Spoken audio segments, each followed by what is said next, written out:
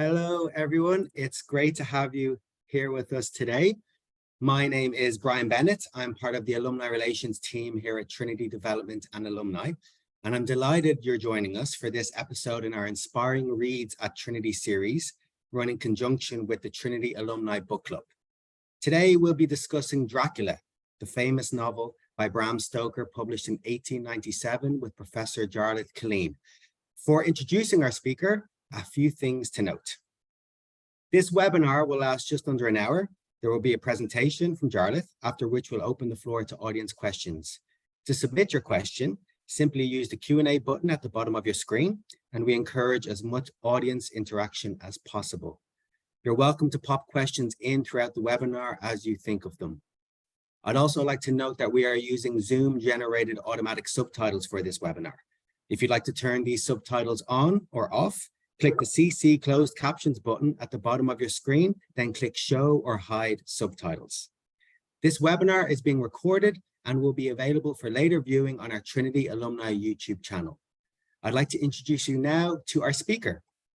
Professor Jarlath Killeen is the head of the School of English and a specialist in Victorian literature and culture. He has written extensively on Gothic fiction, Irish Gothic fiction, I should say, especially the work of Sheridan Le Fanu, Oscar Wilde, and Bram Stoker. I'll now hand you over to Jarlath. I hope you enjoy the presentation. Thank you very much.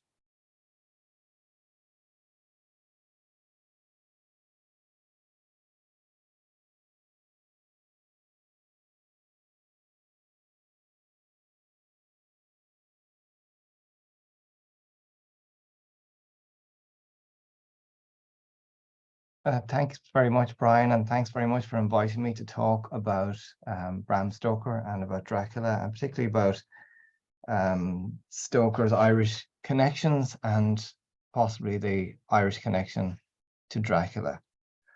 So in the novel that bears his name, Count Dracula declares to his enemies, "I spread over centuries, and time is on my side." And he appears to have been right. Because even though by the end of the novel, the vampire-hating, garlic and stake-wielding do-gooders have apparently defeated him, ultimately he has triumphed over his adversaries. While popular culture has forgotten the names of Arthur Holmwood, Jonathan Harker, John Stewart, Quincy Morris, and Mina Murray, the names of the characters who track him through Europe and then put him to death, Count Dracula is now a name that is recognized almost everywhere in popular culture on the planet. In fact, wouldn't be going too far to say that with Dracula, we're dealing with not so much a fictional character as an epic anti-hero who has broken out of the book which gave him birth and who has now taken up habitation in global popular culture. Although Dracula was relatively well received when it was first published by Archibald Constable and Company in 1897, it would have been impossible at that stage to imagine the global impact of this modestly ambitious novel from a man who was then best known as the actor-manager of the great Henry Irving. Not only is Dracula the best-known vampire of them all, and we've been living in a veritable vampire craze since the 18th century, he is, in fact, one of the most recognizable characters in literary history, and the one most often portrayed in films, bar none. Along with other characters from 19th century popular culture like Ebenezer Scrooge, Oliver Twist, Sherlock Holmes, Dr. Jekyll and Mr. Hyde, Frankenstein, Count Dracula can now confidently claim a kind of mythic status. That this mythic status is in large part due to the mesmeric attraction of the Transylvanian bloodsucker for screenwriters and cinema audiences should not take away from the achievement of Stoker himself. The book has never been out of print and is available in a bewildering variety of editions, from mass market paperbacks to collector's editions, which sell for eye-wateringly enormous sums of money. One Dracula first edition in good condition and signed and inscribed by the author fetched a staggering $33,000 at auction in recent years. And the influence of Dracula can be felt in an enormous number of places too. He has been transformed into a much-loved children's television Muppet on Sesame Street and into a sugar-coated breakfast cereal as Count Chocula, dangerous for your health in a rather different way than Stoker's vampire. In terms of cinematic treatments, he has been found in a variety of interesting locations and times, including mid-20th century Japan in Hammer's The Legend of the Seven Golden Vampires, 1970s New York, played by George Hamilton in Love at First Bite, 1970s London, played by David Niven in Old Dracula, and even in outer space in Dracula 3000. He's simply part of the cultural air that we breathe. And despite the fact that the critical establishment tends to look on any revamping of this classic monster as unnecessary and derivative, the public apparently has an insatiable appetite for the Count. No matter how many times the critics tell us that these films are no good, audiences keep turning up to them, and the bloodlust shows no sign of being dampened. Now, while, as I said, Count Dracula has appeared in all manner of exotic locations, one place he has not popped up in so far has been the country where his creator was born and where he lived for half his life, Ireland. Indeed, when we think of Count Dracula, Ireland is certainly not a place that springs to mind first. Instead, we move eastward to Eastern Europe and to Transylvania. One of the things that everyone supposedly knows about the titular character of the novel is that he was based on Vlad Tepes, Vlad the Impaler, the 15th century Wallachian voivode, even though the extent of the connection between them is an extremely contested one in scholarship on the novel. Indeed, according to the great doyen of Dracula studies, Elizabeth Miller, the connection between them is also much nonsense, in fact. She writes in one of her books, Count Dracula and Vlad the Impaler, never has so much been written by so many about so little. Romania, of course, has had a very ambivalent relationship with Count Dracula for decades. It makes economic sense to draw attention to the country's link with one of the most famous literary characters in history and entice a steady stream of tourists down the trail to Bran Castle, supposedly the original of Castle Dracula. But the pop culture transmogrification of national hero into a bloodthirsty satanic vampire has understandably been the cause of some resentment as well. That there was a direct line from Vlad to Dracula was a critical assumption for decades, though the revelation that the most famous vampire name of them all was a relatively late addition to Stoker's plans for the novel has rather undermined the notion that Stoker was inspired by the historical Dracula. As is now well known in scholarly circles, Stoker put the name Dracula to his creation after he consulted a rather dry history called An Account of the Principalities of Wallachia and Moldavia by William Wilkinson, when he was visiting the public library in Whitby while on holiday there in 1890. He had already sketched out much of the plot before he consulted this book.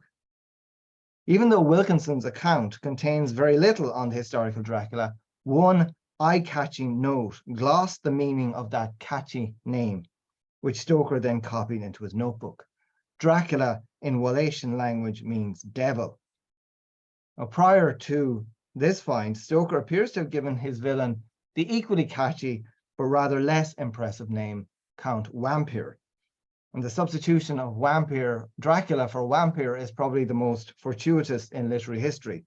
It seems unlikely that a modern myth and a pop culture industry could have been given birth by a villain with such a name as Count Wampir.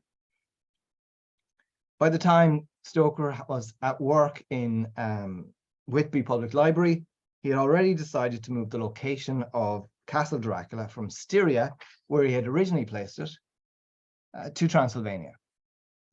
The use of a name famous in Romanian history has cemented the connection between Central and Eastern Europe and Dracula in the popular cultural imagination.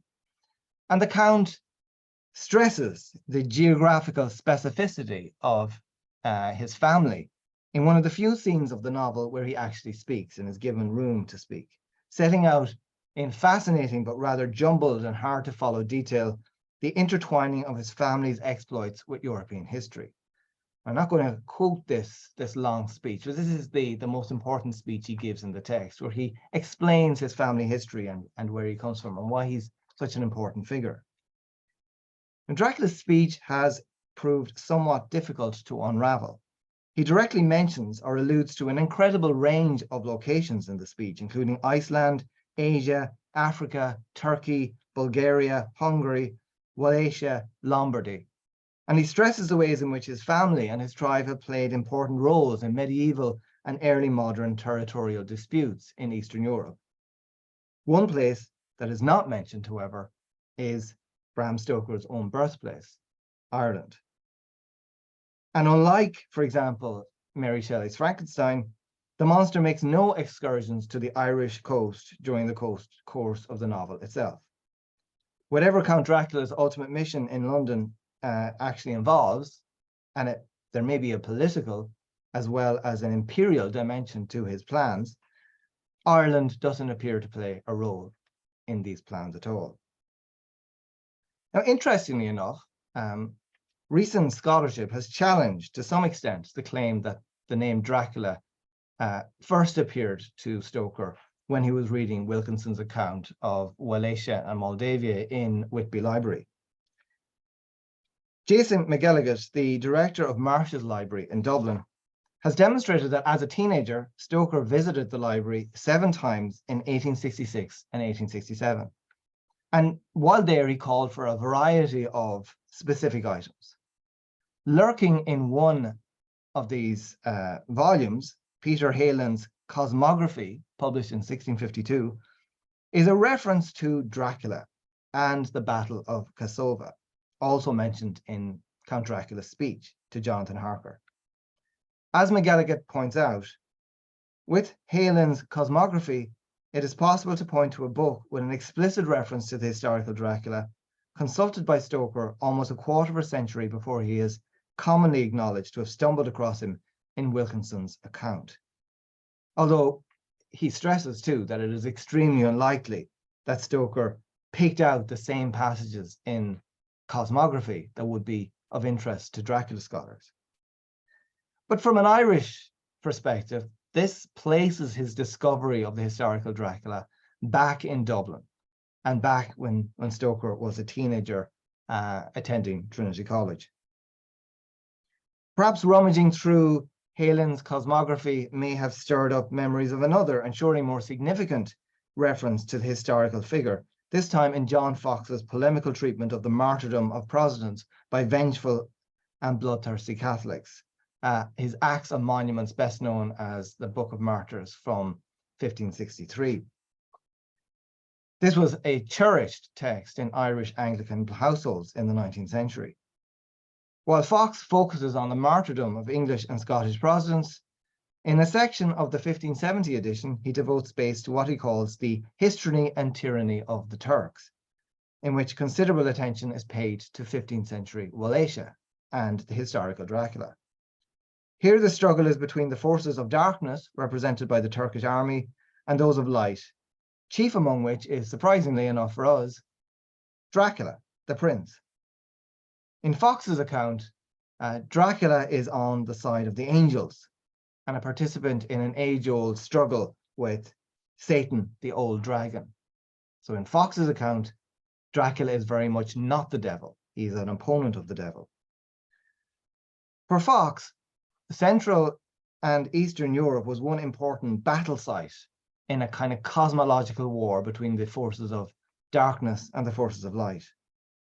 And according to many of the 17th century pamphlets that Stoker also read while in Marsh's Library, Ireland was a similar kind of war zone, a place, a battle site between goodness and badness. Direct comparisons between Transylvania and Ireland were also available to Stoker in his friends, work of his friends, the Wilde family. Lady Wilde, in her book Ancient Legends, Mystic Charms and Superstitions of Ireland, insists that some Transylvanian legends will be found identical with the Irish.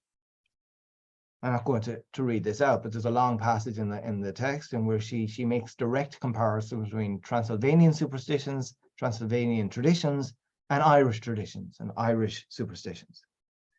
Stoker's biographer, Paul Murray, argues that as a close friend, Stoker would have read Lady Wilde's work, and he points out that the publication of her volume on Irish legends and beliefs coincides with the beginnings of Stoker's research on the novel that would eventually become Dracula. To Lady Wilde, Transylvania and Ireland are analogous places. They're places that could be compared, in which the ancient mysteries can still be traced in the popular superstitions and images of the people. So perhaps this is one of the sources from which Stoker drew his inspiration for Dracula.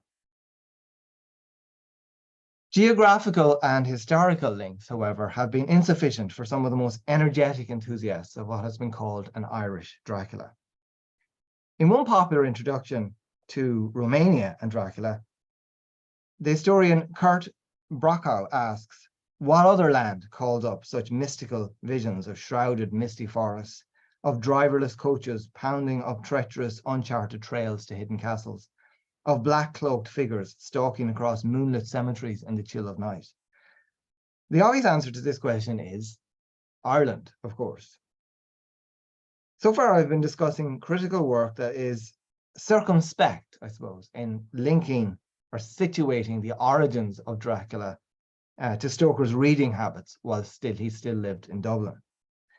Now, this is an exercise in scholarly restraint, I suppose, that's considered unnecessary by some Irish Gothic aficionados who have been busy repatriating the Count, whose Transylvanian identity, they insist, is not even skin deep. Let me point to one such interesting figure, the folklorist Bob Curran, the author of an extraordinary number of popular books on Irish legends and supernatural figures. He's argued that, as far as he is concerned, Dracula is Irish, a claim he makes, according to the journalist who interviewed him, without the slightest trace of doubt in his voice. Curran insists that Dracula is not a Transylvanian vampire at all, but a legendary Irish character that Stoker, for some mysterious reason, disguised as a Romanian prince.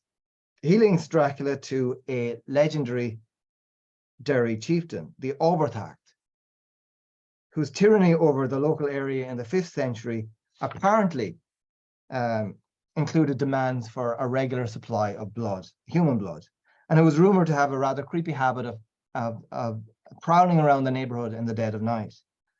Notorious for his cruelty towards his subjects, the Oberthacht proved rather difficult to dispatch, and he returned from the dead a number of times until finally being laid to rest by being buried upside down.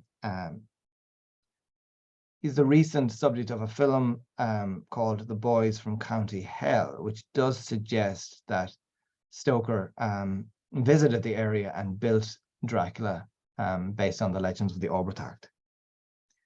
If the Oberthacht seems too much of a stretch as a model for the Count, why not Brian Boru, the 11th century High King of Ireland? Or maybe the undead, blood-sucking residents of Kerry's McGillicuddy Reeks?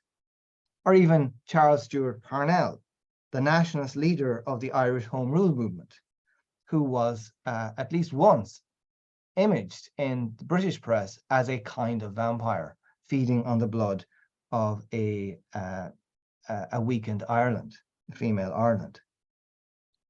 Other characters in the novel too might have Irish roots. Having asked the question, why Lucy Westenra, the historian Mark Pinkerton finds the answer in a memorial to Lady Rossmore, the first wife of William Westenra, Baron Rossmore, in St. Patrick's Church of Ireland in Monaghan Town. The memorial, which you can see here on the screen, depicts one man being restrained by another while standing over the deathbed of a woman. which has some visual resemblance to the scene in Dracula where Lucy Westenra is staked. Is it possible that Stoker might have seen this striking memorial and been influenced by it? What about Mina Murray?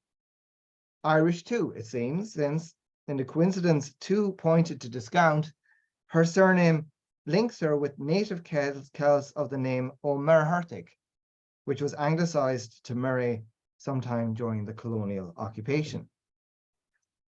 Now, sometimes enthusiasm seems on the verge of becoming zeal here, with extravagant claims that eliminate Central Europe from the novel entirely, since, according to some, Transylvania is really part of Ireland, just as Whitby is Clontarf, where Stoker was born.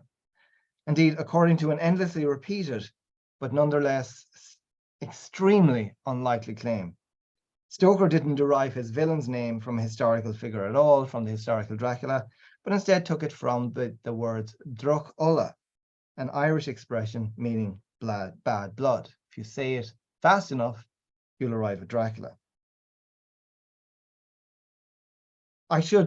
The skepticism on my voice in discussing some of these claims should be evident. Other Irish studies scholars have been arguing about the possibility of reading the novel as Irish in a rather different way. Remember all the time here that this is a novel in which there are no Irish characters, and no visits to Ireland, in which Ireland is not mentioned or referenced at all. Maybe the tack to take is to argue that the politics of the novel have been coded to be a way in which Stoker can discuss the Irish political situation at the end of the 19th century.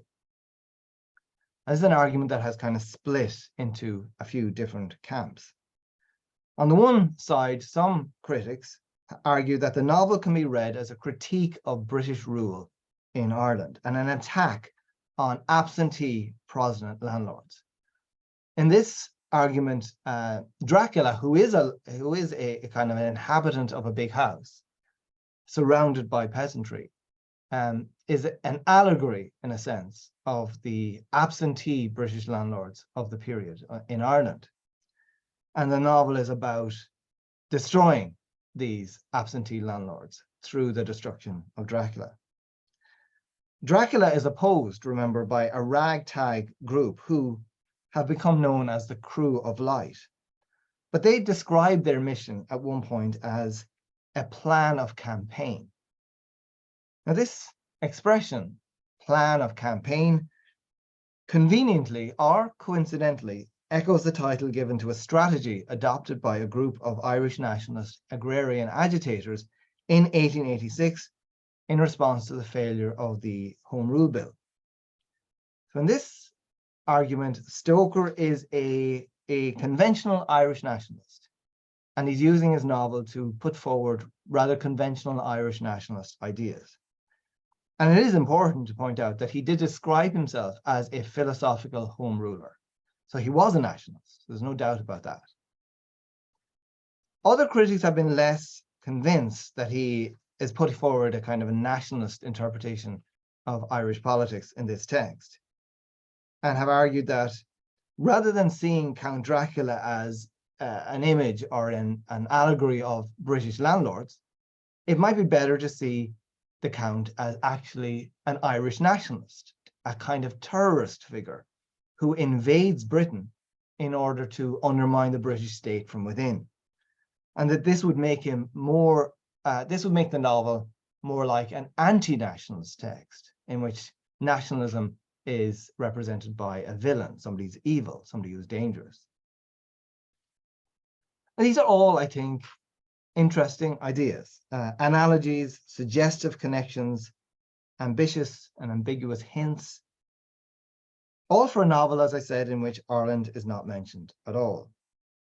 And given the ways in which Gothic images and ideas and tropes circulate in so many different ways, though, it is potentially misleading to try to stabilize the novel in a political way.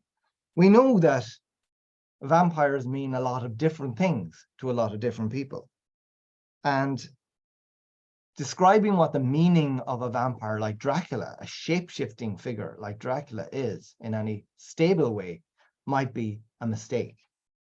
Dracula has provoked a plethora of different readings from literary critics who have argued that the Count is a grand metaphor or an allegorical representation of things like sexual perversity, which is the most common interpretation, or perhaps Victorian feminism, or maybe monstrous Catholicism. Maybe he's a figure of anti-Semitism. Maybe he's, as I said, a blood-sucking Irish landlord. Maybe he's an Irish Republican Brotherhood supporting terrorist, or even the Antichrist, and many other things in between. And I'm sure a few more suggestions are just occurring to you as you're looking at this. You all know, of course, that in popular culture, vampires are never just vampires. They're always metaphors for something else. When we talk about vampires, we are always trying to talk about something more serious. I grant that is usually true. The vampire as a monster has been used in a variety of different ways. As I said, the most obvious one is that the vampire as a metaphor for sexual desire. We use the word vamp as a shorthand way to describe a femme fatale, a woman who has a striking, exotic, overtly sexy glamour.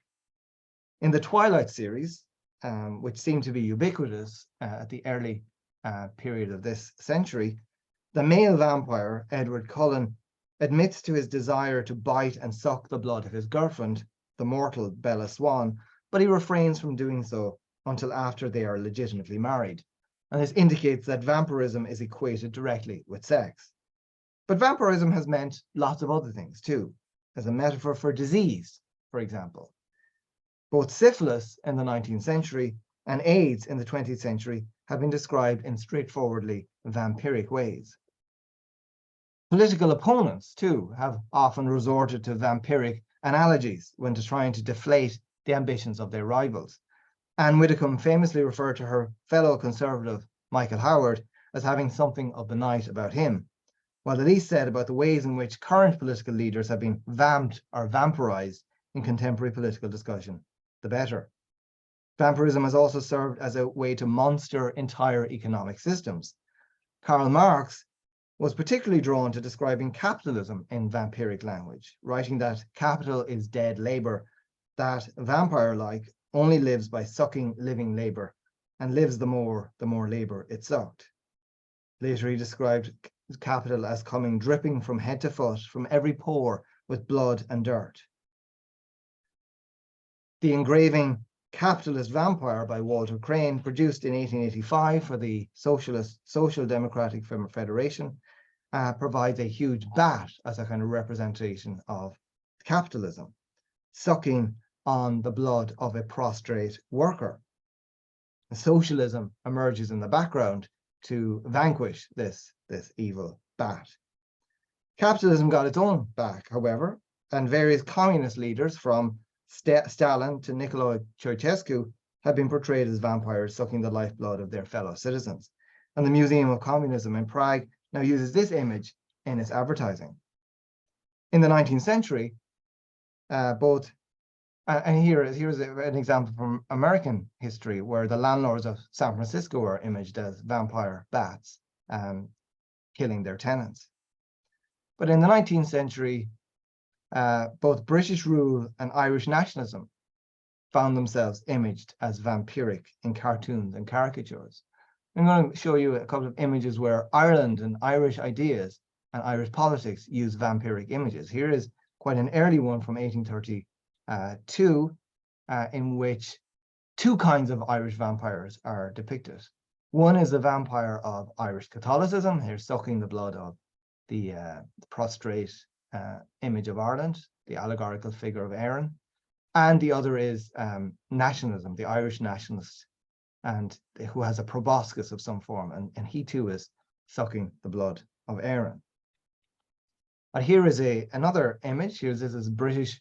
This is from much later in the century, where a warrior, Hibernia, defends Ireland against a vampiric British rule, the attack by Britain. And this is a very nationalist image.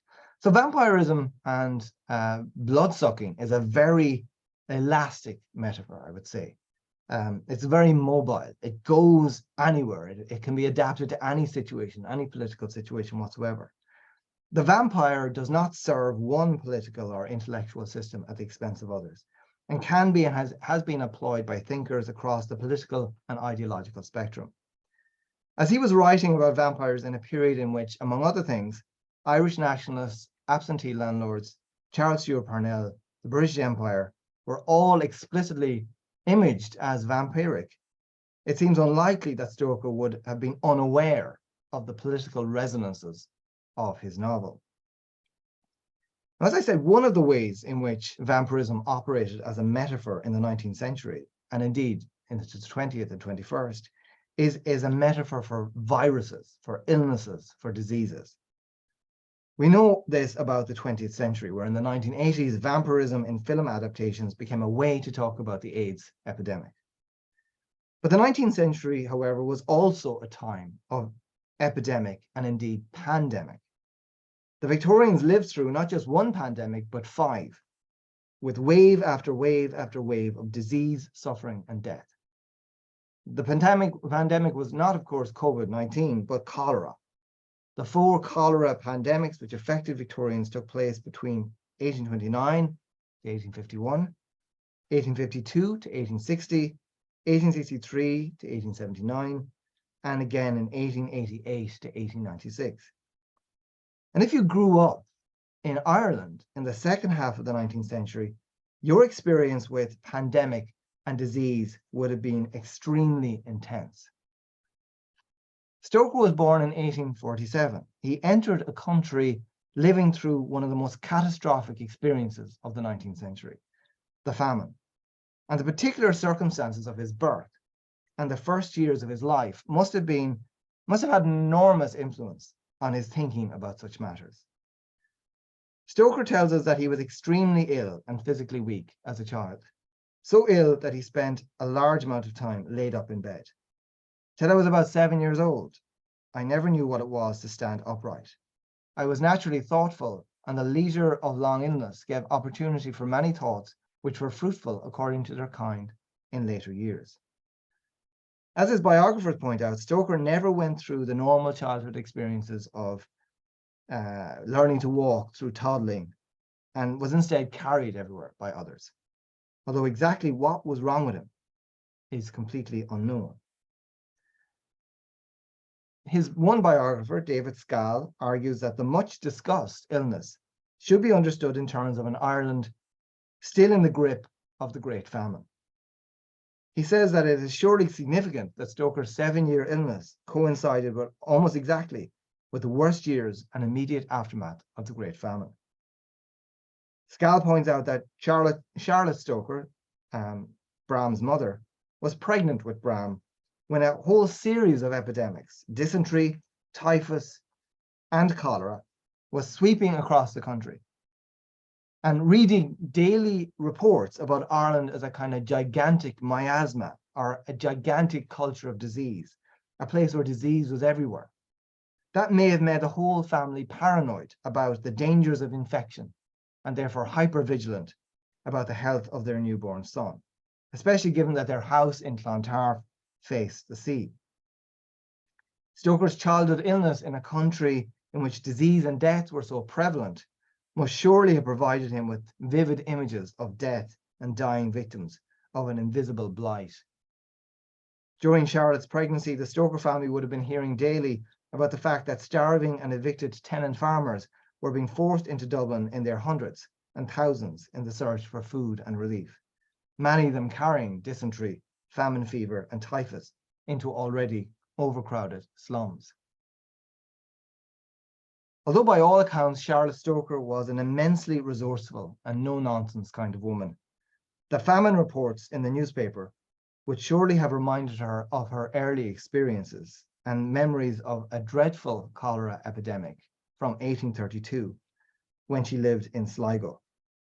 It might have looked, in other words, like history was repeating itself, just as her newborn child appeared. She memorably describes the plague the Sligo epidemic in something she wrote up for her son. And I'm going to quote from it here. It's very vivid, it's very evocative, and it's very Gothic in its description. In the days of my early youth, so long ago, the world was shaken with the dread of the new and terrible plague, which was desolating all lands as I passed through them. And so regular was its march that men could tell where it next would appear, and almost the day when it might be expected. It was the cholera, which for the first time appeared in Western Europe. Its bitter, strange kiss, and man's want of experience or knowledge of its nature, or how best to resist its attacks, added, if anything could, to its horrors. But gradually the terror grew on us as we heard of its coming nearer and nearer. It is in France, they said. It is in Germany. It is in England. And then, with wild affright, we began to hear the whisper past. It is in Ireland. And Charlotte's account of the cholera epidemic in Sligo constantly reaches for Gothic imagery to convey the horror of the pestilence. It's important to note that in her vivid description of the Sligo cholera, Charlotte Stoker invokes theological explanations for what's happened. She provides what you might call a providential account of the reasons why Sligo suffered so much and so disproportionately. She recalls how a poor traveller was taken ill on the roadside some miles from the town. How did those Samaritans, the locals, tend to him? They dug a pit, and with long poles they pushed him living into it and covered him up quick, alive. Severely, like Sodom, did our city pay for such crimes. Her family eventually fled the town to escape infection and live in peace till the plague abated and they could return safely to Sligo. When they did, they found that the streets had been overgrown with grass and that 5/8 of the population were dead. We had great reason, she said, to thank God that he had spared us. God had not, though, spared many others. This, I think, this biographical context of Bram Stoker growing up in an Ireland recovering from the after effects, not just of the famine, but of the country being ravished by disease, a terror impressed upon him most by his mother and connected by her to her memories of the Sligo epidemic, helps to explain why that evil Antichrist, a serpentine Count Dracula, is often represented in the novel as a kind of disease, as a walking miasma, a culture of illness. And contact with this disease, vampirism, brings the victim into a state of rapid infection until death. Many critics have examined the ways in which the novel uses the language of disease and plague to describe the Count and his invasion, with Stoker employing the terminology of medical understandings of disease in the period. He's using two very different theories of disease. He's using contagionism and miasmatism, and he kind of combines them in describing vampires. Dracula himself and vampirism more generally are manifestations and embodiments of disease. Not exactly the same as the cholera that his mother encountered and survived in 1830 Sligo, and to which Ireland then succumbed during the famine years, but a manifestation of an even more terrifying or insidious strain or mutation, since this disease can flourish, the novel says, in the midst of other diseases that kills off whole peoples. Like these epidemics too, Dracula seems to challenge the sovereignty of God, the power of God to control evil in the world. As an insidious monster buys up 50 properties to thoroughly infect Victorian London, the modern world is placed on the verge of an abyss of meaninglessness and metaphysical chaos. The characters are facing a kind of theological threat because of the virulence of this illness, this disease. And if they fail to win their fight with this disease, they think that everything is lost. Everything is going to be lost. Life is nothing, says Van Helsing. and we will henceforth become foul things of the night like him, with our heart or conscience preying on the bodies and souls of those we love best. To us forever are the gates of heaven shut. What I'm putting in front of you here are images of cholera that were popular in the 19th century press, and you can see the ways in which cholera is represented as a kind of demonic, evil, threatening figure that looks very much in many ways like kind of vampire that Stoker depicts in Dracula. This final image here is an image from Stoker's children's story in his book Under the Sunset, in which a disease stands over the town represented as a kind of cloaked figure. Again, the vampiric associations are evident here. Dracula is very straightforwardly described as having the qualities of this miasmatic disease. At one point, it talks about the kind of earthy smell, a miasma that is breathed in through the fouler air. Here, I think, in disease, in illness, in cholera links, is a far better link to Ireland, to the kind of Ireland in which Stoker was born and in which he grew up, for understanding the Irishness of Dracula. It's a far better one, a far more persuasive one, I think, than the very speculative ideas about things like Dracula or the Oberthacht, or even Charles Stewart Parnell that I mentioned earlier. Thank you very much for listening, and I hope that people will have some questions, and very happy to answer them if I can. Jarlath, thank you so much for that presentation. It was really enjoyable. It's always fascinating to hear, I think, about artists and their work, but especially how their childhood or the environment shapes their work in ways that aren't apparently obvious to the person who engages with it. We got some questions in, so I'm just going to start asking these. I'm going to rephrase this one slightly, because the question is, can I ask if vampires represent Victorian anxieties of the time? I would say that from your presentation, we can see that they do, but do you think the book's success was because they represented those anxieties, or maybe the book wasn't a success when it was first published? Do you know how it was received initially? Yeah, so it would be what I would call a modest success. Okay. It wasn't an enormous bestseller, but it sold well and it was well received. So if you look at the reviews, they're usually quite complimentary to Stoker.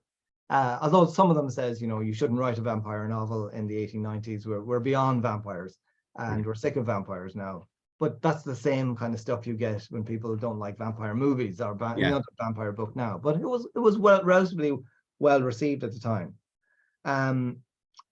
In terms of the anxieties, I suppose one of the things I want to kind of really emphasize is that vampires are so easy to represent. It's easy to make them represent anything you want them to represent. And one thing that Stoker does in the novel is he makes Dracula kind of retreat into the background very quickly after the opening few chapters. And he becomes a very mysterious figure who's moving around in ways in which the characters rarely confront him directly. So he becomes much more frightening in that way, because he's not talking all the time in the way that the other characters are. And in that way, you can project a lot of things onto him. So he becomes very easy to project any kind of anxiety you want onto this vampire, because he doesn't say that much himself. If he spoke a lot more, I suspect it would be more difficult to kind of make him represent anything you want. So that's why he's proved, I think, as fascinating as he has, because he can literally stand for anything. And do you think that's why vampires still persevere in our culture today, and that those, back when Dracula was first published, was Victorian anxieties, and now when vampires are now in our modern ages, whatever the anxieties of the time, they're a perfect vehicle for that? Yeah, absolutely. So he's, you'll find, one of the things I did recently was kind of go back through images of every presidential election over the last 20 years or so. And what's not surprising in one sense is the ways in which vampire imagery is used to kind of frighten people into not voting for the other side, for the other party. I was looking just yesterday at images of, say, Hillary Clinton and Donald Trump, both as vampire figures, and both, the image used by the opposite side. So the you can just, if you start talking about people as of the night, or bloodsuckers, or drainers of energy, or whatever, you start using these vampire images, and it's very convenient. It's very convenient and easy way to kind of monster the other side. Yeah. Do we know how long it took Bram Stoker to write Dracula? It was 7 years. So it's the novel that took him the longest to research. So it took 7 years of a lot of work. So we have the Dracula notebooks, and they're full of his research into Transylvanian customs, Transylvanian traditions, ideas about the vampire. He did, a shed load of work in order to get this right. And given that he was working for the most part around, 10 to 15 hours a day, it's extraordinary that he managed to conduct all this research as well. It may explain why this is really the best book that he ever wrote. He's not a great novelist, Bram Stoker, but he pulls off a kind of a fluke really with this masterpiece, because Dracula, it's an extraordinary novel really in the way it has lived, but it's definitely the best book he ever wrote, and maybe it's because he spent 7 years getting it right. I have one question here, and forgive my pronunciation. Why do you think he chose the epistolary format, and do you think, in your opinion, it works? So again, what he does is he has the epistolary format as there we go. Thank you. So you get letters or diaries forms, or sometimes you get articles that are pinned in. And what he's trying to do there is this is a very modern novel. So what you get in the middle is Mina Murray, who's one of the crew of Light, the crew that dispatches him. She's gathering evidence. She's trying to gather evidence from all these people, and also from newspaper articles and from phonograph recordings. She's building up a whole body of documentation, like a secretary would, to provide evidence that will be used for them to figure out how to defeat him. So that's what she's doing. That's why we're getting all these different voices. We're not just getting one perspective. We're getting all this kind of massive papers and massive documentation. Ironically, by the end of the text, we're told that when they look over all this documentation, there's no original actual documents that prove the existence of the vampire. And so all it is by the end is just this pile of subjective and personal accounts without any actual evidence to provide. If anyone objective came in, or any third party came in to examine this range of papers, they wouldn't be convinced. They would think that this is just a band of madmen who lost their minds. But it's in a sense to give the reader a sense of all these different perspectives, except for Dracula. Of course, Dracula, we're not given any pages from Dracula's diary, for example. His is the one voice we don't really get, except for that speech, which I mentioned at the start. So that's also quite fascinating, the ways which he's left out. Okay, it's so interesting how the piece of fiction at the end becomes a piece of fiction. Yes. Yeah. We got lovely comments in here. I've got some more questions. Is the use of Catholic idols like the cross by the Band of Light, Stoker nodding sympathy to the majority Catholic population of Ireland? This is a kind of very controversial issue in terms of scholars debating the meaning of Dracula. So all the characters are Protestants. Jonathan Harker, John Seward, even Quincy Morris, they're Protestants. Two Catholics are introduced. One is Van Helsing, who's a Dutch Catholic. He comes with an indulgence from the Pope about the way he uses the host. He makes the host into a putty, and he puts it around one of the areas that Dracula has invaded, and also Lucy's grave. But the other vampire, the other Catholic is Dracula. Dracula is also a Catholic. He comes from a Catholic country, and he's from the Middle Ages. So it's interesting to speculate here. Is Stoker suggesting that Catholicism is so monstrous that it can only be dispatched by other Catholics or by Catholic imagery and Catholic symbols and Catholic instruments. And it's interesting that none of the Protestant characters convert to Catholicism, even at the end. So they've used all this Catholic material, but they don't actually convert to Catholicism. But is he suggesting that Catholicism is so monstrous that it can only be defeated by other Catholics?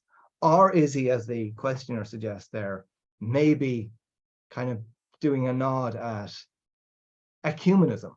You know, maybe we should not be as divided, the Christian churches. Maybe there's a lot more in common.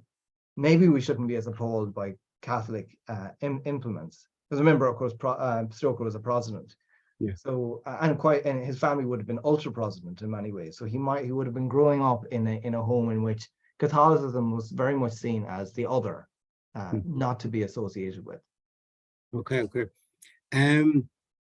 Any thoughts on ways in which Dracula might reflect the personality of Henry Irving, or is that fanciful? Well, it's a claim being made all the time that Irving was a really hard taskmaster. As I said, he had Stoker working 10 to 15 hours a day. He almost practically enslaved him in many ways. And he was famous for playing quite Gothic characters on stage. And he had a kind of mesmeric power in a way that Dracula has. So some have argued that in a kind of really bad compliment to his boss, he turns his boss into the immortal figure of Dracula. And I think that there's a certain kind of plausibility about this, but that there is a danger of always looking for kind of real life models. So is Dracula Vlad Tepes, is Vlad the Impaler? Is he Charles Stewart Parnell? Is he Henry Irving? He's probably bits of all these images, bits of all these characters, but I don't think it's a direct attempt to kind of image or draw on Henry Irving. Stoker almost worshipped Irving. Okay. I do struggle a bit to see that he's really trying to represent him as the Antichrist. Okay. We just have time for a few more. If we assume that the novel is indeed alluding to Ireland, do you think Stoker intentionally obfuscated that to avoid censure, or that he was simply hitting on a landscape he knew when describing Transylvania? I think what he's trying to do is he's trying to tap into certain kind of ways of describing disease that he got from Ireland, that's what he grew up with. So I think it's more likely that it's the language of disease rather than the landscape of Transylvania that he's drawing on. Although you have to say this, he never visited Transylvania. Okay. He never visited Transylvania. He never visited Eastern Europe. So he is only drawing on what he's reading in the British Library and his research. And authors draw on the landscape that they know the best. So perhaps there's some images here of the Irish landscape, but I think it's more likely it's the language of what a vampire is like, the disease element, that is very much the kind of thing that someone who grew up in Ireland in the 1840s and 50s, that's the kind of language that they would be using. So that's the link I would make. Okay. I have two questions I'm kind of going to amalgamate. The first one is, thank you so much, Jarlath. That was excellent. Which contemporary film or adaptation would you recommend as the most worthwhile? And the other question is, would you have any, for someone who enjoyed reading Dracula, do you have any other recommendations? My favorite version of Dracula is probably, it's not that contemporary, I suppose, it's from the 1920s. It's a film called Nosferatu, directed by F.W. Murnau. It's a silent film. It was quite a cheeky silent film in that he didn't get permission to actually make this film based on Dracula, and it was sued. The distributors of the film were sued by Stoker's widow. But I think that's actually the most effective. I do like the others. I do like Bela Lugosi as Dracula. It's the 1930s Dracula. I love Christopher Lee as Dracula. That's the Dracula I grew up with, watching Hammer Horrors as a child of the 1980s. They were always being put out in BBC Two late at night when I was growing up, and definitely Lee is an extraordinarily sexy Dracula, although he's not really the Dracula of the novel. I would recommend those are probably the three best. So 1922, Nosferatu, Dracula 1933 with Bela Lugosi, and Christopher Lee from 1959, Dracula. They're the three best. I am not, to be honest, a really big fan of Francis Ford Coppola's Bram Stoker's. Okay. I just amn't. I know some people really love it. In terms of recommending other texts, to follow on with Stoker, I'd recommend his last book, which is The Lair of the White Worm, which is the oddest book I've ever read in my life. Very, very weird, very strange, almost makes no sense, but it's kind of fascinating. It's about a woman who can turn into a gigantic subterranean worm when she likes, and create, wreak havoc on the neighborhood. And it's quite short. It's very short, so less than 100 pages. So I'd recommend that if you want to move on from Dracula. And then another book by Stoker called Jewel of Seven Stars, which I think is probably his best written after Dracula, the best written novel. It's about an Egyptian mummy who comes back to life. Really important book for kind of mummy fiction. And I would recommend that if you want to follow up on Stoker. Okay, perfect. I'm going to have one more question, but I just want to say some of the comments here. Thanks for a great and insightful talk. Nosferatu is the only film adaptation I know that is explicitly links the vampire with plague. Yep. Given the recent 1918 pandemic, and at the time, I should say. And another one here. Thanks for a great and insightful talk again. That was really great, very informative. To finish on, a very simple one, I imagine. How would you define Gothic literature? Well, it's not simple, because it's one of the most contested arguments in scholarship. So I would say it's texts that use some very conventional, stereotypical characters and plots that are set in kind of either large castles or gloomy landscapes that evoke, but what they have to do to be Gothic for me is they have to evoke some element of history. They have to evoke some element of history. Otherwise, they're not Gothic. They can be horror, but I think there has to be some kind of historical element. So here we have Dracula invoking the whole history of the Dracula clan in Eastern Europe and bringing up the history of Eastern Europe. And he's a historical figure.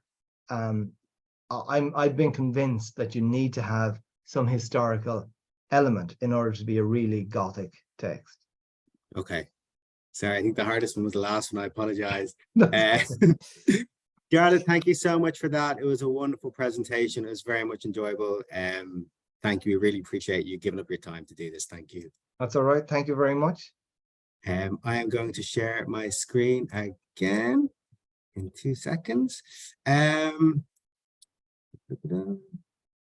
So thank you, everyone, for coming. We really appreciate it.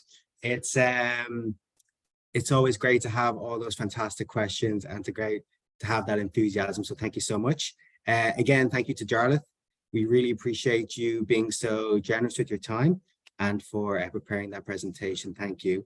And I'd like to also thank my colleagues in the Alumni Office today for making today's webinar possible. As you can see, Inspiring Reads at Trinity will be back in the new year, where we'll be bringing you more webinars responding to the titles of our book club members that they'll be reading. And these upcoming episodes will feature insights from academics, authors, and publishers. If you would like to join the Trinity Alumni Book Club, please email the Alumni Office at alumni@tcd.ie, and you can also find details on our website. If you would like more info on Dracula, then Jarlath has very kindly penned an article for the latest issue of Trinity Today, our alumni magazine. You can find that article and the rest of the issue via our website, tcd.ie/alumni. Our usual series, Inspiring Ideas at Trinity, will be returning later this month with The Sideline CEO, Lessons in Believing and Achieving in Life, Sport and Business with Pat Gilroy. The famed GAA coach will be interviewed by Neil O'Driscoll, the Club Development Officer for GAA and Field Sports at Trinity College. Thank you again for joining us, everyone. We hope you'll see you again later this month. And until then, take care and thank you very much for watching.